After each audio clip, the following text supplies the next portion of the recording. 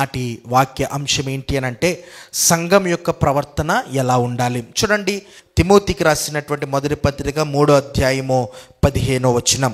అయినను నేను ఆలస్యము చేసిన ఎడల దేవుని మందిరములో అనగా జీవము గల దేవుని సంఘములో జనులేలాగు ప్రవర్తించవలెనో అది నీకు తెలియవలెనని ఈ సంగతులను నీకు వ్రాయిచున్నాను.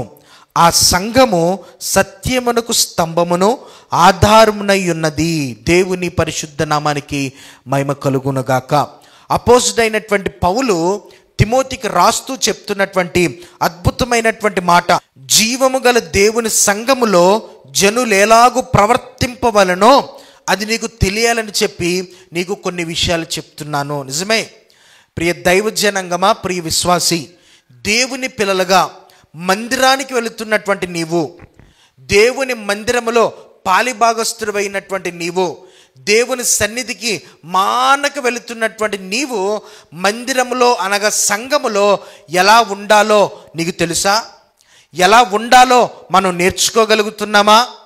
చాలా సందర్భాల్లో మనం అనుకుంటాము, దేవుని సన్నిధికి వెళ్తున్నాం, మందిరానికి వెళ్తున్నాం, 1 గంట సేపు, 2 గంటల సేపు, లేక 3 గంటల సేపు దేవుని మందిరంలో కూర్చుని సేవకుడు చెప్పే వాక్యం విని కొన్ని విషయాలు నేర్చుకుని పాటలు పాడి ఆరాధన చేసి వెళ్ళిపోతాం, మర్చిపోతాం. మళ్ళీ తిరిగి ఆదివారమో, మళ్ళొక శుక్రవారం, మళ్ళొక బుధవారమో వారాంతర కూళ్ళకొల్లో మళ్ళీ సంఘానికి వస్తాం, దేవుని సన్నిధికి వెళ్తాం, ఆరాధన కూర్చుంటాం, వెళ్ళిపోతాం. ప్రియ దేవుని బిడ్డలారా, మన దైనందిన జీవితంలో ప్రియ దేవుని బిడ్డలారా, ఏదో నామకార్థంగా దేవుని మందిరానికి వెళ్ళి దేవుని సన్నిధికి వెళ్ళి కూర్చుని రావటం వల్ల ఎటువంటి ప్రయోజనం లేదు. దేవుని సంఘములో మన ప్రవర్తన ఎలా ఉండాలో ప్రియ దేవుని బిడ్డలారా, ఒక 3 విషయాలు నేను మీకు గుర్తు చేయడానికి ఇష్టపడుతూ ఉన్నాను. మొదటగా, దేవుని సంఘంలో మనకు ఉండవలసినటువంటి ప్రథమమైనటువంటి లక్షణం ఏంటో తెలుసా? సేవకునికి భయపడాలి. దేవుని సంఘములో ప్రతి విశ్వాసికి ఉండవలసిన లక్షణం సేవకునికి భయపడే వారిగా ఉండాలి. చాలామంది దేవుని మందిరానికి వస్తారు, సంఘంలో పాలిభాగస్తులు అవుతారు తప్ప ఏమంటే సేవకుని భయపడే వారిగా ఉండరు. సేవకుని మాటను లక్ష్య పెట్టేవారిగా ఉండరు. సేవకుని బోధ చెప్తా ఉంటే సెల్ ఫోన్ చూసుకునేవారు కొందరు. సేవకుడు బోధ చెప్తా ఉంటే పక్కన వాళ్ళతో మాట్లాడేవారు కొందరు. సంఘములో సేవకుడు వాక్యం బోధిస్తూ ఉంటే, సేవకుడు మాట్లాడుతూ ఉంటే ఇష్టానుసారంగా ప్రవర్తించేవారు ఉంటారు. ప్రియ దేవుని బిడ్డలారా, అయితే నా దేవుడు చెప్తున్న మాట ఏంటో తెలుసా? దేవుని పిల్లలుగా విశ్వాసిగా ఉన్నటువంటి మనము సంఘములో మన ప్రవర్తన ఏమై ఉండాలి అని అంటే సేవకునికి భయపడేవారిగా ఉండాలి.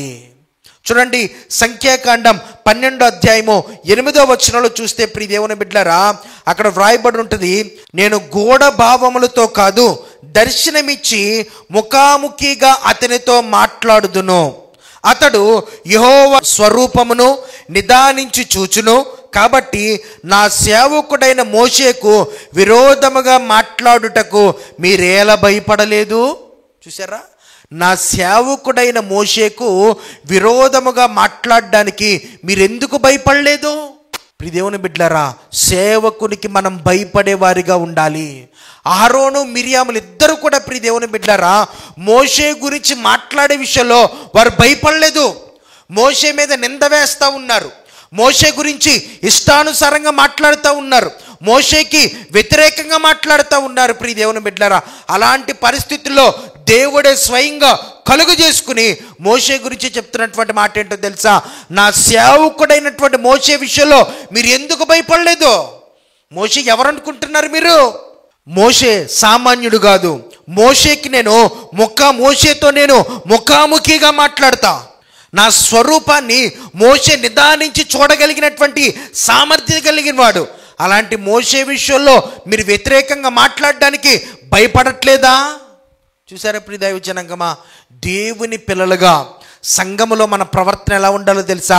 నిత్యము కూడా సేవకునికి భయపడేవారుగా ఉండాలండి.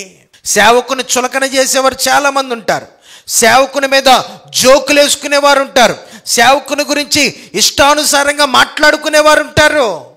కానీ దేవుని పిల్లలుగా తీర్పు తీర్చేది ఆయన అన్న విషయాన్ని మనం గుర్తెరిగి సేవకుని విషయంలో జాగ్రత్త వహించి సేవకునికి మనం ఎప్పుడైతే భయపడతామో ప్రియ దేవుని బిడ్డలారా, అప్పుడే దేవుడు మన జీవితాలలో ఆశీర్వాదాలతో నింపుతాడు. నేటి దినాల్లో చాలామంది సేవకుని చులకనగా చూసేవారు ఉంటారు. సేవకుని గురించి ఇష్టానుసారంగా మాట్లాడేవారు ఉంటారు. సేవకుని గురించి వారి ఇష్టం వచ్చినట్లుగా ఇతరులకి హేళన చేసి మాట్లాడుతూ ఇతరులకి చెప్పేవారుగా ఉంటారు. కానీ దేవుని పిల్లలుగా ప్రియదైవ జనాంగమా, విశ్వాసిగా ఉంటున్నటువంటి నీవు, సంఘములో సభ్యునిగా ఉంటున్నటువంటి నీవు, సంఘానికి తరచుగా వెళ్తున్నటువంటి నీకు మొట్టమొదటిగా ఉండవలసినటువంటి లక్షణం ఏంటో తెలుసా?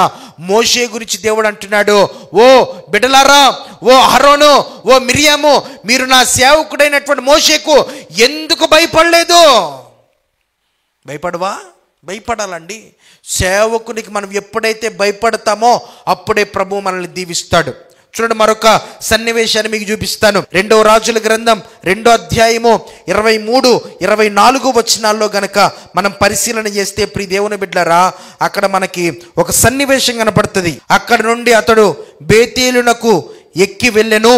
అతడు త్రోవను పోవుచుండగా బాలురు పట్టణములో నుండి వచ్చి, బోడివాడ ఎక్కిపొమ్ము, బోడివాడ ఎక్కిపొమ్మని అతని అపహాస్యము చేయగా, దైవజనుడైనటువంటి ఎలీషాని కొంతమంది పిల్లలు బాలురు అపహాస్యం చేస్తూ ఉన్నారంట, హేళన చేస్తూ ఉన్నారంట, ఇష్టం వచ్చినట్టు మాట్లాడుతూ ఉన్నారంట. చూసారా ప్రియ దేవుని బిడ్డలారా? కానీ ఏమైందో తెలుసా? 24వ వచనంలో అతడు వెనుకకు తిరిగి వారిని చూచి యెహోవా నామమును బట్టి వారిని శపించెను. అప్పుడు 2 ఆడు ఎలుగుబంట్లు అడవిలో నుండి వచ్చి వారిలో 42 బాలురను చీల్చివేసెను. చూసారా ప్రియ దేవుని జనాంగమా? దైవజనుడైనటువంటి ఎలీషాను కొంతమంది యవ్వన బిడ్డలు బోడివాడ బోడివాడ అని చెప్పి హేళన చేస్తూ ఉంటే ఏమంటే ఏమైపోయింది? ఆడు ఎలుగుబంట్లు వచ్చంట 42 మందిని చీల్చేసినాయి అంట. ప్రియ దేవుని బిడ్డలారా, రోజునాడు సేవకుని హేళన చేసేవారుగా మనం ఉండకూడదు. ఓ విశ్వాసి, నీతోటి ప్రభు మాట్లాడుతూ ఉన్నాడు. సేవకునికి భయపడేటువంటి నీ జీవితంలో దేవుడు అద్భుతాలు చేస్తాడు. సేవకునికి భయపడేటువంటి నీ బ్రతుకులో దేవుడు సూచక్రియలు, ఘనమైన కార్యాలు చేస్తాడు. ప్రియ దేవుని బిడ్డలారా, అలాగా బైబిల్ గ్రంథంలో మనం చూస్తే సేవకునికి భయపడినటువంటి వారి జీవితాలలో దేవుడు ఎన్నో అద్భుతాలు చేశాడు. సేవకుని మాట విని సేవకుని మాట చెప్పినటువంటి చేసినటువంటి ప్రియ దేవుని బిడ్డలారా కుటుంబాలలో దేవుడు ఎన్నో ఘనమైన కార్యాలు చేశాడు. ప్రియ దేవుని బిడ్డలారా, సారేపతి విధవరాలు గురించి మనం ఆలోచన చేస్తే సేవకుని మాట విన్నప్పుడు ప్రియ దేవుని బిడ్డలారా ఎంత అద్భుతం జరిగిందో తెలుసుగా మనకి. రోజునాడు సేవకుని మాటకు నువ్వు భయపడగలుగుతున్నావా? సేవకునికి నువ్వు భయపడగలుగుతున్నావా? ఎప్పుడైతే సేవకునికి మనం భయపడతామో, సేవకుని హేళన చేయకోకుండా, ఏమండి సేవకుని కూడా సేవకుని జీవితంలో కూడా కొన్ని సందర్భాలలో ఏమండి కొన్ని విషయాలు మనకు కనపడొచ్చేమో, ఆ సేవకుని జీవితంలో కొన్ని పరిస్థితులు వ్యతిరేకంగా మనకు కనపడొచ్చేమో, అయినప్పటికీ కూడా తీర్పు తీర్చేది విశ్వాసి కాదు. దేవుని సేవకుని గురించి చెప్తున్నాడు కదా, 2 అంతల తీర్పు ఉంటుందండి సేవకునికి. కనుక దేవుని పిల్లగా విశ్వాసిగా సేవకునికి భయపడాలి. మోషేకి వ్యతిరేకంగా మాట్లాడినటువంటి మిరియాము పరిస్థితి ఏమైపోయింది ప్రియ దేవుని బిడ్డలారా? కుష్ఠరోగం వచ్చేసింది. ఎలీషా జీవితంలో ప్రియ దేవుని బిడ్డలారా ఆ యవన బిడ్డలో బోడివాడ బోడివాడ అన్నప్పుడు ఏమైందో మనం చూసాం కదా ఇప్పుడే. కనుక సేవకునికి భయపడి సంఘములో మనం ప్రవర్తించే వారిగా ఉండాలి. సేవకుని విషయంలో జాగ్రత్త కలిగే వారిగా ఉండాలి. సేవకుని గురించి వ్యర్థమైనటువంటి మాటలు, హేళన కలిగించేటువంటి మాటలు, ఇబ్బంది కలిగించేటువంటి మాటలు మనం మాట్లాడుకోకుండా ఉండగలిగితేనే ప్రభు మనల్ని దీవిస్తాడు. మొదటిగా సంఘములో మన ప్రవర్తన సేవకునికి భయపడేదిగా ఉండాలి. రెండవదిగా సంఘములో మన ప్రవర్తన ప్రియ దేవుని బిడ్డలారా పరిచర్య చేసేవారిగా ఉండాలి. ఏదో వచ్చాం వెళ్ళిపోయాం అన్నట్లుగా కాదు, కానీ సంఘములో ప్రియ దైవ జనాంగమా ప్రతి విశ్వాసి పరిచర్య చేసేవాడిగా ఉండాలి. ఈరోజు ఆ పరిచర్య అనుభవం కలిగిన వారిగా మనం ఉండగలుగుతున్నామా? ఏదో వచ్చాం వెళ్ళామన్నట్లుగా కాదు. ఏదో కూర్చుని కొంతమంది ఉంటారండి, మాకేం పట్టిందిలే, మాకేమైందిలే, మాకేం అవసరంలే, పరిచర్య చేసే వాళ్ళు చాలామంది ఉన్నారు కదా, వాళ్ళు చూసుకుంటారులే అని చెప్పి వదిలేసి వెళ్ళిపోయేవారుగా ఉంటారు. కానీ సంఘం ప్రవర్తన ఎలా ఉండాలో తెలుసా? పరిచర్య చెయ్యాలి. సంఘములో మనము పరిచర్య చేయాలి. జీవము కలిగినటువంటి దేవుని మందిరములో, దేవుని సంఘములో ప్రతి విశ్వాసి పరిచర్య చేయాలి. ఆ పరిచర్య మనం చేయగలుగుతున్నామా? కొన్ని సంఘాల్లో చూస్తూ ఉంటాం ప్రియ దేవుని బిడ్డలారా, కొన్ని సంఘాల్లో సేవకుడు నేర్పించిన విధానాన్ని బట్టి విశ్వాసులు చక్కగా పరిచర్య చేస్తూ ఉంటారు. కానీ కొన్ని సంఘాలలో పరిచర్య చేయరు, ఏదో వస్తారు వెళ్ళిపోయేవారుగా ఉంటారు. జీతాలకి అక్కడున్నటువంటి వారు పనిచేసేవారుగా ఉంటారు. నో, దేవుని పిల్లలుగా సంఘమైనటువంటి మనము ఎప్పుడు కూడా ఆ జీవము కలిగిన దేవుని మందిరములో పరిచర్య చేయాలి. మనం ఎప్పుడు కూడానండి ఏదో ఇది ఒక బిల్డింగు, ఈ బిల్డింగ్కి వచ్చామో, పాస్టర్ గారు వాక్యం చెప్తున్నారు వినేసామో వెళ్ళిపోయామన్నట్లు కాదు. మన హృదయానికి అనిపించాలి ఇది జీవము కలిగిన దేవుని మందిరం, ఇది జీవము కలిగినటువంటి దేవుని సంఘం అనేటువంటి హృదయపూర్వకమైనటువంటి ఆలోచన మనలో ఎప్పుడైతే వస్తుందో ప్రియ దేవుని బిడ్డలారా, అప్పుడే మనకు అనిపిస్తుంది నేను పరిచర్య చేయాలి. రోజునాడు అలాంటి పరిచర్య చేసేవాళ్ళు కొదువైపోయారండి. పరిచర్య చేసేవాళ్ళు తక్కువైపోయారు. నచ్చినాడు దినాల్లో మందిరానికి వెళ్తున్నప్పుడు సంఘాలలో విశ్వాసులు ఎంత చురుగ్గా ఉండేవారో తెలుసా? ఎంత చక్కటి పరిచర్య చేసేవారో తెలుసా? భోజనాలు అయిపోయిన తర్వాత భోజనం ప్లేట్లన్నీ కూడా ఏమండి సంఘస్థులకు అడిగేవారు. మేము వెళ్ళినటువంటి సంఘములో ప్రియ దేవుని బిడ్డలారా, మా అమ్మగారు ప్రతి వారం ఒకరోజు వెళ్ళి మందిరాన్ని శుభ్రం చేస్తూ ఉండేవారు.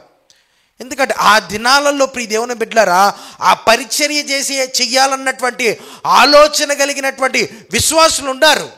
కానీ దినాలలో నేను ఎందుకు చేయాలి, నాకేం అవసరం అనుకునే వాళ్ళు ఎక్కువైపోయారు ప్రియ దేవుని బిడ్డలారా. కాదు, దేవుని పిల్లగా ప్రియ దైవ జనంగమా, మనం ఎప్పుడైతే పరిచర్య చేయడానికి ఇష్టపడగలుగుతామో అప్పుడే దేవుడు మన జీవితంలో గొప్ప కార్యాలు చేస్తాడు. సంఘములో ఉన్నటువంటి నీకు జీవము కలిగినటువంటి దేవుని మందిరములో జనులు ఎలాగుండాలో తెలుసా? మొదటిగా సేవకునికి భయపడాలి, రెండవదిగా పరిచర్య చేసేవారిగా ఉండాలి. అదే చెప్తున్నాడు తిమోతితో పౌలు, తిమోతి మందిరానికి వచ్చేవాళ్ళు నువ్వేం నేర్పించాలో తెలుసా? పరిచర్య చేసే విధానాన్ని నేర్పించు. చెయ్యాలండి. ఏ పని ఉన్నా సరే, పాస్టర్ గారు నేను చేస్తానండి, పాస్టర్ గారు నేను ఉంటానండి అని చెప్పి ముందుకు వచ్చి నీ మందిరములో జీవము కలిగినటువంటి దేవుని సంఘములో నువ్వు పరిచర్య చేస్తే దేవుడు నిన్ను నిశ్చయముగా ఆశీర్వదిస్తాడు. చేయరు, చాలామంది పరిచర్య చేయరు. కొరింథీయులకు రాసినటువంటి మొదటి పత్రిక 16వ అధ్యాయము 15వ వచనంలో చూస్తే, స్టెఫను ఇంటి వారు అకయ యొక్క ప్రథమ ఫలమై ఉన్నారనియు వారు పరిశుద్ధులకు పరిచర్య చేయుటకు తమ్మును తాము అప్పగించుకొని ఉన్నారనియో మీకు తెలియను. చూసారా, ఎవరికి పరిచర్య చేస్తున్నారంట? పరిశుద్ధులకు పరిచర్య చేయటం కొరకంట తమను తాము అప్పగించుకున్నారంట. చూసారా, ఈరోజు నాడు దేవుని పిల్లలుగా మందిరములో కానీ సేవకునికే కానీ పరిచర్య విషయంలోనే కానీ సంఘ పరిచర్య విషయంలో కానీ మనం ఎప్పుడూ కూడా పరిచర్య చెయ్యడానికి మనల్ని మనం అప్పగించుకునే వారిగా ఉండాలి. నాకు తెలిసినటువంటి ఒక యవన సేవకుడు ఉన్నాడు ప్రియ దేవుని బిడ్డలారా.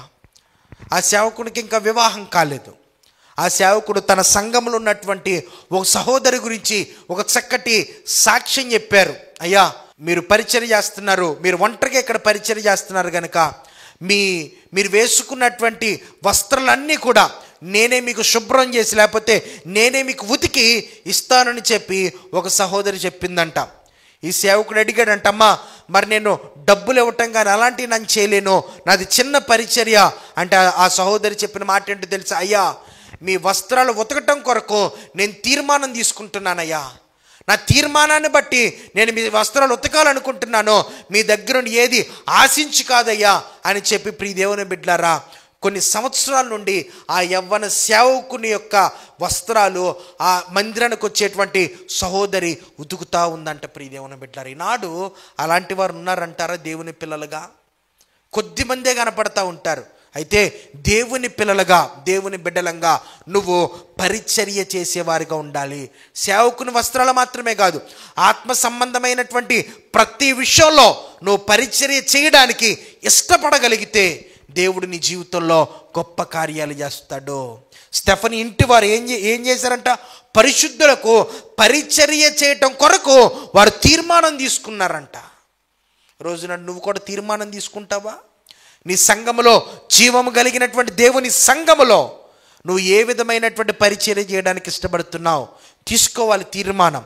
దేవుని పిల్లలుగా నేను పలానా పరిచర్య చేస్తాను, నేను చాపలేసే పరిచర్య చేస్తాను, నేను కుర్చీలేసే పరిచర్య చేస్తాను, లేకపోతే నేను బాత్రూములు కడిగే పరిచర్య చేస్తాను, లేకపోతే నేను సంఘానికి, మందిరానికి వచ్చేటువంటి వారు చెప్పులు సరి అయిన క్రమంలో పెట్టే పరిచర్య నేను చేస్తానని చెప్పి మందిరానికి సంబంధించినటువంటి ఏ పరిచర్య అయినా సరే నువ్వు తీర్మానం తీసుకోగలిగితే నీ జీవితంలో దేవుడు అద్భుతమైన కార్యాలు చేస్తాడు. రోజునాడు అలాంటి పరిచర్య చేసేవారు ఉన్నారంటారా? ప్రియ దైవ జనాంగమా, నా చిన్ననాటి దినాలలో ప్రియ దేవుని బిడ్డలారా, నా తల్లిని నేను అట్లా చూసి పెరిగాను. ఏమండి, ఎప్పుడు ఖాళీ ఉన్న ప్రియ దేవుని బిడ్డలారా, మందిరంలోనికి వెళ్ళిపోవటం, మందిరాన్ని శుభ్రం చేయటం, మీటింగ్లు ఉంటే ఆ మీటింగ్లో భోజనం చేసేటువంటి భోజనం ప్లేట్లన్నీ కూడా తీసుకొచ్చేసి ప్లేట్లు కడిగేసేది ప్రియ దేవుని బిడ్డలారా. నా తల్లి పరిచర్య, మందిరంలో పరిచర్య చేయాలి, సేవకునికి పరిచర్య చేయాలి, సేవకురాలికి పరిచర్య చేయాలి. వారంట తీర్మానం తీసుకున్నారంట, తమని తాము అప్పగించుకున్నారంట. ఒక ఇంటి వారందరూ కూడా పరిశుద్ధులకి మేము పరిచర్య చేస్తాం, పరిశుద్ధుల కొరకు మేము ప్రయాసపడతాం. పరిశుద్ధులంటే దైవజనులకే కానివ్వండి, సేవకురాలకే కానివ్వండి, సంఘానికే కానివ్వండి అని చెప్పి వారు తీర్మానం తీసుకుని పరిచర్య చేయడానికి ముందుకొచ్చారు. ప్రియ దైవ జనాంగమా, ఈరోజు దేవుని పిల్లలుగా పరిచర్య చేయడానికి ఇష్టమేనా? సంఘములో పరిచర్య చేస్తావా? జీవము కలిగినటువంటి దేవుని సంఘములో విశ్వాసం ఎలాగుండాలో తెలుసా? సంఘములో పరిచర్య చేసేవాడిగా ఉండాలి, పరిచర్య చేసేదానిగా ఉండాలి. మొదటిగా సంఘములో సేవకునికి భయపడాలి, రెండవదిగా సంఘములో పరిచర్య చేయాలి. చివరిగా చెప్పుకుని ముగించేద్దాం ప్రియ దేవుని బిడ్డలారా. జీవము కలిగినటువంటి దేవుని మందిరములో విశ్వాసి ఎలా ఉండాలో మరొక మాట చూడండి. 1 పేతురు 2:12 అన్యజనులు మిమ్మల్ని ఏ విషయములో దుర్మార్గులని దూషింతురో ఆ విషయములో వారు మీ సత్క్రియలను చూచి వాటిని బట్టి దర్శన దినమున దేవుని మహిమపరచున్నట్లు వారి మధ్యను మంచి ప్రవర్తన గలవారై ఉండవలనని మిమ్మల్ని బ్రతిమలాడుకొనుచున్నాను. చూసారా, సంఘానికి ఉన్నటువంటి మరొక లక్షణం ఏమై ఉండాలో తెలుసా? జీవము కలిగినటువంటి దేవుని మందిరంలో ఉన్నటువంటి నీకు ఉండవలసినటువంటి మరొక లక్షణం ఏంటో తెలుసా? సంఘము వెలుపట ఉన్నటువంటి వారితో మంచి ప్రవర్తన కలిగిన వారిగా ఉండాలి, మర్యాదగా ఉండాలి, మర్యాదగా నడుచుకోవాలి. మంచి అంటే ఇక్కడ వ్రాయబడినటువంటి మాట, అన్యజనులు మిమ్మును ఏ విషయంలో దుర్మార్గులను దూషించుతారో, అన్యజనుల దగ్గరంట సత్ప్రవర్తన, మంచి ప్రవర్తన కలిగిన వారిగా ఉండాలి. ఈరోజు దేవుని పిల్లలుగా సమాజంలో నీ ప్రవర్తన ఎలా ఉంది? జీవము కలిగినటువంటి దేవుని మందిరానికి, జీవము కలిగినటువంటి దేవుని సంఘానికి వస్తున్నటువంటి ప్రియ సంగమ, ప్రియ విశ్వాసి, మీతోటే ప్రభు మాట్లాడుతున్నాడు. మందిరము వెలుపట, సంఘం బయట, అన్యజనుల మధ్యలో నీ ప్రవర్తన ఎలాగుంది? మంచి సాక్ష్యాన్ని సంపాదించుకుంటున్నావా? ఏమండి, వీళ్ళు ప్రార్థనకి వెళ్తారండి, దేవుని మందిరానికి వెళ్తారంట, కానీ వీళ్ళ ఇంట్లో నుండి ఎప్పుడు బూతు మాటలే వినబడతా ఉంటాయి. వీరు దేవుని మందిరానికి వెళ్తారండి, వీళ్ళు చర్చికి వెళ్తారంట, వీళ్ళు ప్రార్థనలంట, కానీ ఎప్పుడు ఇంట్లో గొడవలు వినబడతానే ఉంటాయి. చూసారా ఎలా ఉంది నీ ప్రవర్తన? ఒక సేవకుడు, నాకు తెలిసినటువంటి ఒక పరిచారకుడు ఉన్నాడు ప్రియ దేవుని బిడ్డలో. ఒక సేవకుడు మంచి పరిచర్య చేస్తూ ఉన్నారు.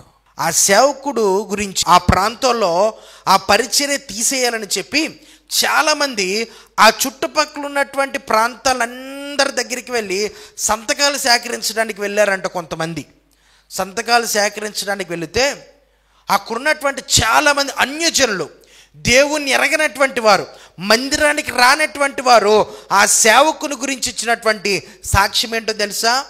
అక్కడ చర్చి ఉండటం మాకు ఎటువంటి అభ్యంతరం లేదు, అక్కడ మందిరం ఉండటం మాకు ఎటువంటి అభ్యంతరం లేదు, ఆ సేవకుడు ఉండటం వల్ల మాకేమీ ఇబ్బంది లేదని చెప్పి ఆ సేవకుని గురించి మంచి సాక్ష్యం ఇచ్చారంట. చూసారా? మందిరం వెలుపట, సంఘం బయట నీ సాక్ష్యం ఏమై ఉంది?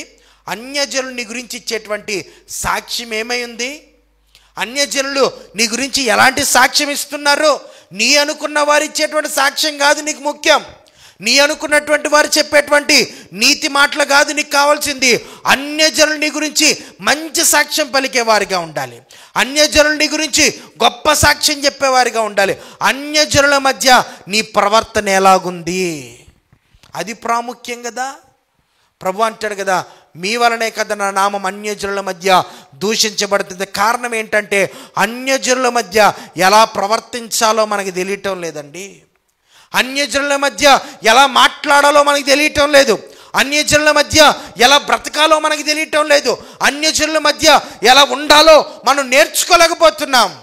అందుకనే పౌలు తిమోతితో అంటా ఉన్నాడు కదా, క్షమించాలి, పేతురు భక్తుడు రాస్తా ఉన్నాడు కదా, ప్రియదైవ జనాంగమా, అన్యజనుల దగ్గర మీరు సత్క్రియలు కలిగిన వారిగా ఉండాలి, మంచి ప్రవర్తన కలిగిన వారిగా ఉండాలి.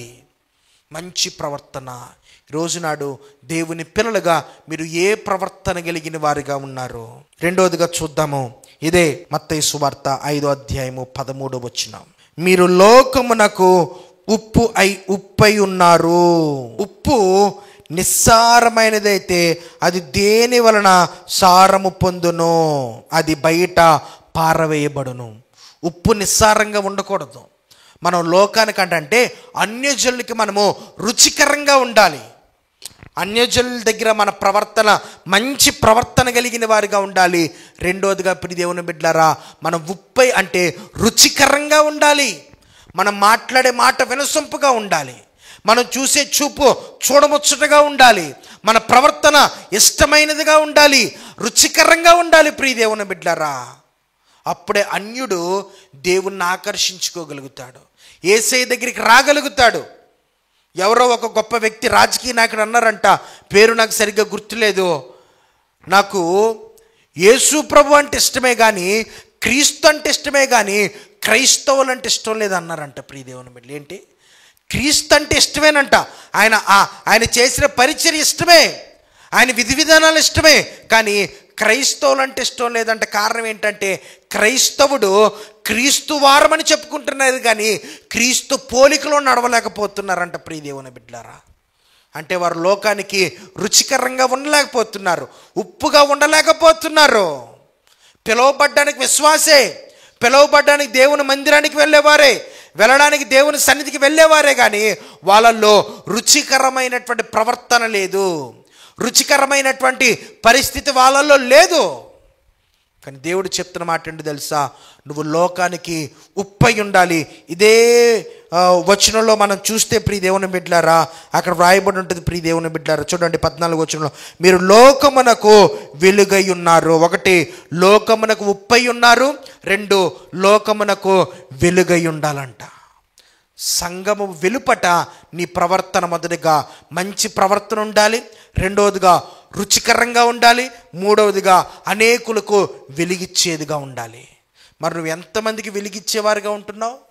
ఎంతమందికి దేవుని గురించినటువంటి సత్య సువార్తను అనేకులకు ప్రకటించేవాడిగా ఉంటున్నావు? బల్లారదుల్లో పాలు పంచుకుంటున్నటువంటి నీవు దేవుని రక్తములో, దేవుని శరీరములో ప్రతి నెల పాలు పంచుకుంటున్నటువంటి నీవు లోకానికి వెలుగుకరంగా ఉంటున్నావా? ఓ విశ్వాసి, ప్రభు మీతోటే మాట్లాడుతున్నాడు. సంఘం యొక్క ప్రవర్తన, జీవము కలిగినటువంటి దేవుని మందిరంలో జనులు ఎలాగూ ఉండాలి, సేవకునికి భయపడాలి, మందిరంలో పరిచర్య చేయాలి. మూడవదిగా ఆత్మల పట్ల భారం, అంటే ఆత్మల సంఘానికి నడిపించే విషయంలో మాదిరి లేకపోతే మంచి ప్రవర్తన కలిగిన వారిగా ఉండాలి, ఉప్పై ఉండాలి, రుచికరంగా ఉండాలి, వెలుగుకరంగా మనం ఉండగలిగితే ప్రియ దేవుని బిడ్డలారా, జీవము కలిగినటువంటి దేవుని సంఘములో ప్రియ దేవుని బిడ్డలారా, నువ్వు ఒక ఉన్నతమైన ఆశీర్వాదాన్ని పొందుకునేవాడిగా ఉంటావు. కనుక దేవుని బిడ్డలుగా మంచి ప్రవర్తన కలిగిన వారిగా ఉండండి, సంఘములో పరిచర్య చేయండి, మంచి ప్రవర్తన కలిగిన వారుగా, లోకానికి ఉప్పై రుచికరంగా, వెలుగుకరంగా మనం ఉండగలిగితే ప్రియ దేవుని బిడ్డలారా, దేవుడు మన జీవితాల్లో గొప్ప కార్యాలు చేస్తాడు. ఈ మాటలు మనం ఇంట్లో దేవుడు దీవించునుగాక. ఆమేన్. దేవుడు మిమ్మల్ని దీవించునుగాక.